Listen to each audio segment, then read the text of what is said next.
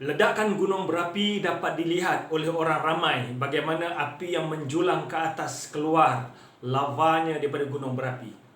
Ramai yang menyangkakan bahawa gunung berapi berada di daratan sahaja. Tahukah kita bahawa gunung berapi juga berada di dalam laut? Kita boleh bahagikan kemungkinan kepada 3 bahagian.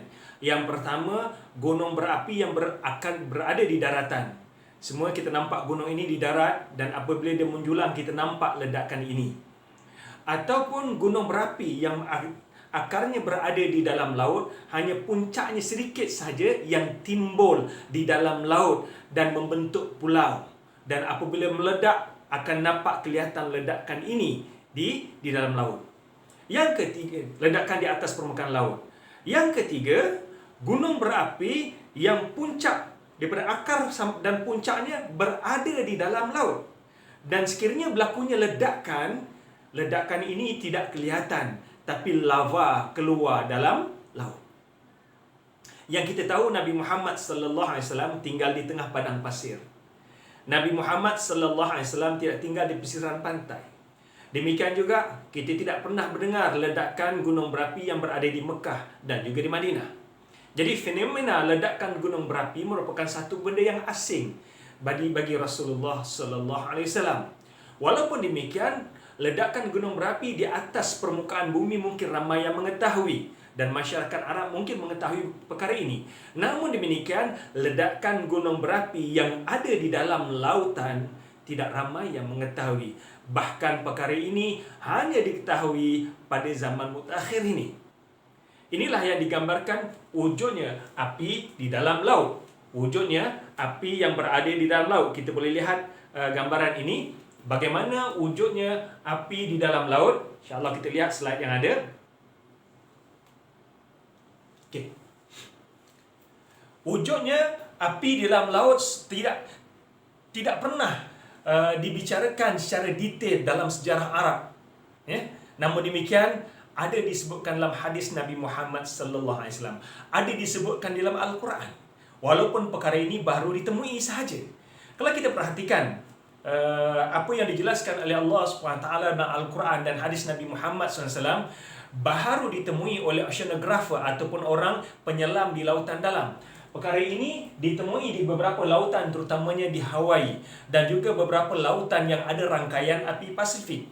Rangkaian api Pasifik daripada Meksiko sampailah ke Afghanistan, Pakistan, kemudian pergi ke India, pergi ke Burma, merentas sepanjang pulau Sumatera, merentas sepanjang pulau Jawa, pergi ke Sulawesi, sampai ke Filipina, pergi ke Jepun, dan terus pergi ke Hawaii. Kita lihat, inilah yang dinamakan rangkaian api Pasifik. Dan alhamdulillah negara kita Malaysia berada di dalam ataupun di luar daripada rangkaian api Pasifik. Sebab itulah di negara kita Malaysia, kita tidak ada masalah ledakan gunung berapi. Kita tidak ada masalah gegaran gunung berapi. Namun demikian, apa yang berlaku yang ditemui oleh para penyelam di lautan dalam, mereka telah menemui gunung berapi yang meledak di dalam laut sehingga terbentuknya api di dalam laut. Ini merupakan lava yang dikeluarkan di dalam laut. Kawasan ini adalah kawasan yang panas,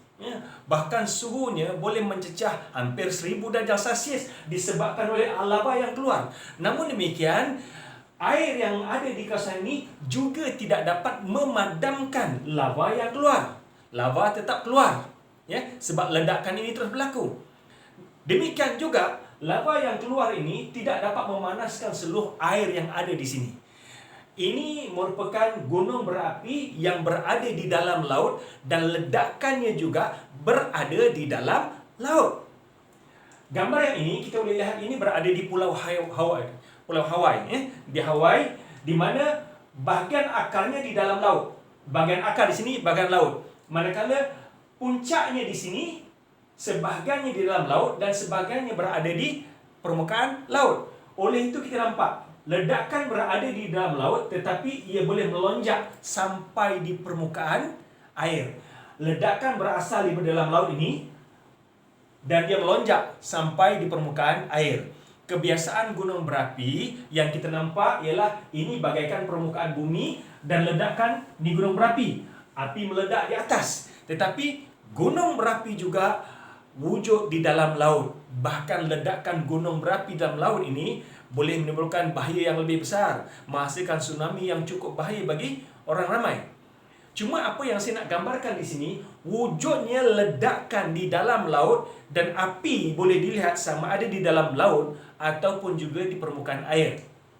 Dan ini contoh bagaimana gunung berapi di Hawaii yang berada di dalam laut, kemudian ia meledak dan ledakannya sampai menjulang di atas permukaan air. Persoalan yang timbul, perkara ini kita perhatikan ya.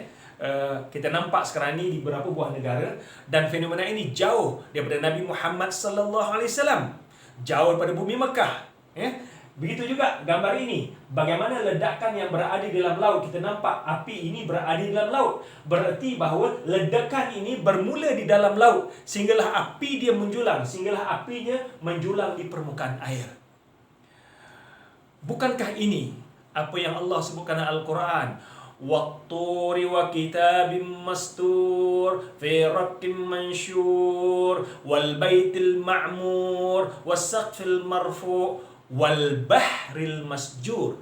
Dalam ayat yang ke-6, perhatikan, wal bahril masjur, dan dalam laut, di dalamnya ada tanah yang berapi, dan demi laut yang di dalamnya ada tanah yang berapi. Ayat yang berbunyi wal bahril masjur, Allah bersumpah dengan laut di mana di dalam laut ni ada tanah yang berapi. Subhanallah. Bagaimana Nabi Muhammad sallallahu alaihi wasallam boleh menceritakan kepada kita fenomena ini, adanya tanah yang berapi di dalam laut. Berarti lava yang terbakar yang keluar daripada perut bumi di dalam laut. Yang dijelaskan wal bahril masjur, dan demi laut yang di dalamnya ada tanah yang berapi, ada tanah yang bernyala. Subhanallah. Dan dalam hadis Nabi Muhammad sallallahu alaihi wasallam disebutkan, la yarkabul bahra illa ghazin aw hajjun aw mu'tamirun. Tidak ada yang menempuh jalan laut kecuali orang yang berperang, ataupun orang yang menunaikan haji, ataupun orang yang menunaikan umrah. Dulu kita lihat atuk nenek moyang kita pergi ke Mekah untuk menunaikan haji ataupun umrah menaiki kapal. Bahkan sampai sekarang masih ada lagi beberapa negara yang pergi menggunakan kapal laut. Cumanya penghujung hadis ini ialah fa inna tahtal bahri naran au tahtan nari bahra. Sesungguhnya perhatikan ayat ini. Fa inna tahtal bahri naran, sesungguhnya di bawah laut ada api, dan di bawah api ada laut. Ada dua perkataan kat sini. Di bawah laut ada api, berarti gunung berapi yang ledakannya berada di dalam laut, dan apinya hanya nampak kelihatan di dalam laut. Manakala bahagian kedua, au tahtan nari bahran, ataupun gunung berapi yang meledak sampai permukaan air, menjulang di permukaan air laut, dan bawahnya ialah air laut. Bagaimana Nabi Muhammad sallallahu alaihi wasallam boleh menceritakan kepada kita semua perkara ini, sedangkan kita tahu Nabi Muhammad sallallahu alaihi wasallam tinggal di tengah padang pasir yang jauh daripada laut. Dan kita pun tidak pernah mendengar zaman Nabi Muhammad sallallahu alaihi wasallam kisah dekat kota Mekah dan kota Madinah adanya ledakan gunung berapi. Sebaliknya, Rasulullah SAW mampu menceritakan ledakan gunung berapi bukan hanya di daratan, bahkan apa yang berada di dalam laut, yang Allah sebutkan dalam Al-Quran dan juga disebutkan hadis Nabi Muhammad SAW. Wal bahril masjur, dan demi laut di dalamnya ada tanah yang menyala, di dalamnya ada tanah yang berapi. Dan dalam hadis Nabi Muhammad sallallahu alaihi wasallam yang berbunyi fa inna tahtal bahri naran, sesungguhnya di dalam laut ada api. Di mana gunung berapi meledak di dalam laut. Dan tambah lagi au tahtan nari bahran, ataupun di bawah api ada lapisan ataupun ada laut. Subhanallah. Benarlah apa yang disebutkan oleh Allah SWT. Nabi Muhammad menyampaikan wahyu pada Allah SWT. Benarlah Al-Quran datangnya daripada Allah SWT. Lantaran itu Allah mencabar manusia. Sekiranya kamu masih ragu tentang kebenaran Al-Quran, fa'tu bisuratin, bawalah satu surah yang boleh dapat menandingi Al-Quran untuk membuktikan bahawa Quran ini bukan datangnya pada Allah SWT. Namun sehingga sekarang tidak ada manusia yang mampu menjawab cabaran Al-Quran. Berarti benar Al-Quran datangnya pada Allah SWT.